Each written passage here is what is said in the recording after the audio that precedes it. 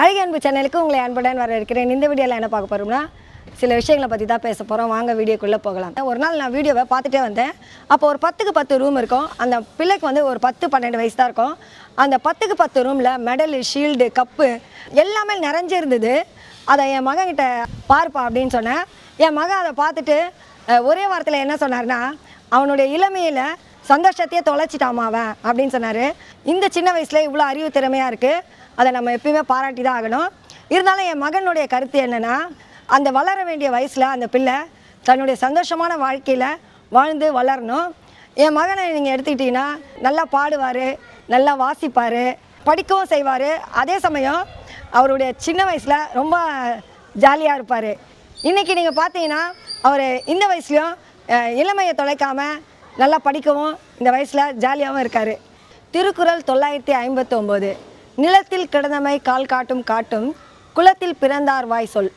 இந்த முதல் அடியில் என்ன பொருள்னா, எந்த நிலத்தில் நல்ல பயிர் விளையுதோ அதனுடைய தன்மையை நம்ம அறிந்து கொள்ளலாம். அதுபோல தான் ஒரு உதாரணம் சொல்கிறேன். என் மகனோடு சேர்ந்து 5 பேர் வந்து டூர் போயிருந்தாங்க. அந்த ஜீப்பை ஓட்டிகிட்டு வந்து இந்த இடத்துல நல்ல சரக்கு கிடைக்கும், இங்கே வண்டியை நிறுத்துவா அப்படின்னு கேட்டிருக்காரு. அதுக்கு எங்கள் பசங்க எங்கள் 5 பேருக்குமே எந்த கெட்ட பழக்கமும் இல்லை அப்படின்னு சொல்லியிருக்காங்க.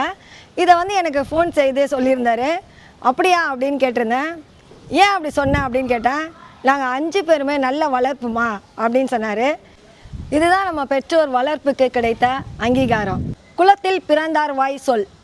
அதாவது நல்ல வளர்ப்பில் வளர்கிற ஒவ்வொரு பிள்ளையுமே அவங்க வாயிலேருந்து புறப்படுற ஒவ்வொரு வார்த்தையுமே நல்ல வார்த்தைகளாக இருக்கும். யாரையும் காயப்படுத்தாத, கஷ்டப்படுத்தாத, ஆபாசமாக அசிங்கமாக இல்லாத வார்த்தையாக இருக்கும். நமக்கு ஒரு அதிகாரமும் பதவியும் கிடைக்குதுன்னா அந்த பதவியும் அதிகாரமும் மற்றவங்களுக்கு முன் உதாரணமாக இருக்கணும்.